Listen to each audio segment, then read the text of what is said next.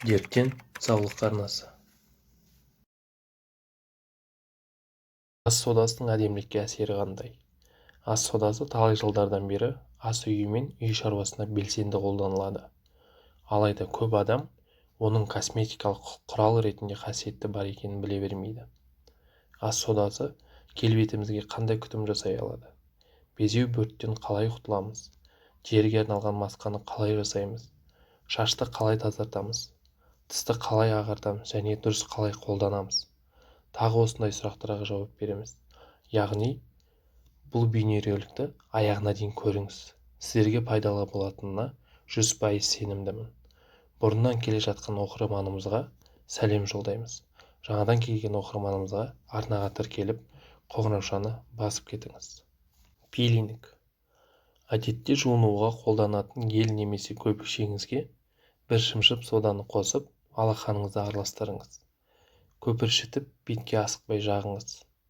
Бірнеше минут бетіңізді уқалап, салқындау сумен жуып тастаңыз. Бұл жұмсақ скраб беттегі ұсақ тесіктерді ашып, өлі жасушалардан тазартып, теріні нәзік әрі қалыпты етеді.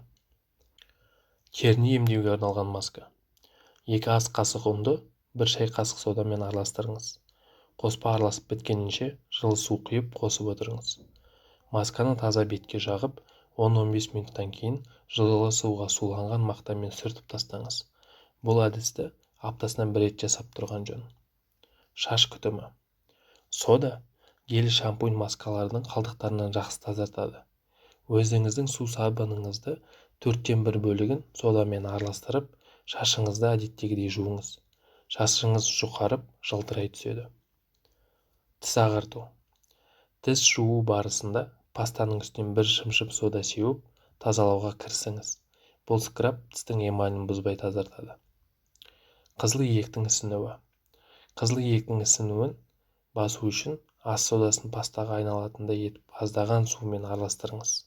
Сосын саусақпен қоспаны қызыл иектің бойына жағып, уқалаңыз. Көздегі ісінуді басады. Сода ағзадағы артық суды шығарады. Көздің ісінуін басу үшін 1 стақан сумен 1 шай қасық соданы араластырып, ерітінді жасаңыз. Мақта дискілерін сулап, сығып, 10-15 минут көзге қойып жатыңыз. Иісті жою. Ауыз қуысындағы бактериялардан қышқылдар туындап, тістің эмалін бұзады. Ал ол өз алдына ауызда жағымсыз иістің пайда болуына әсер етеді. Бұл қышқылдарды жою үшін күніне бірнеше рет сода ерітіндісімен шайып тұру керек. Оны дайындау үшін 1 стақан жылы суды 1 шай қасық содамен араластырыңыз. Содамен ваннаға қабылдау процедурасы. 2 ас қасық сода, 2 ас қасық тұзбен бірнеше тамшы эфир майын араластырып, банкада сақтаңыз. Ванна қабылдайтын кезде 1 ас қасықтан қосып отырыңыз. Бұл әдіс жүйкені тыныштандырып, теріні жұмсақ, нәзік етуге көмектеседі. Айтпақшы, тұзбен ванна қабылдау жарты сағаттан аспау керектігін ұмытпаңыз. Сіздермен бірге дерттен саулық арнасы арнаға тіркеліп, қоңыраушаны басуды ұмытпаңыз. Келесі кездескенше сау саламатта болыңыздар.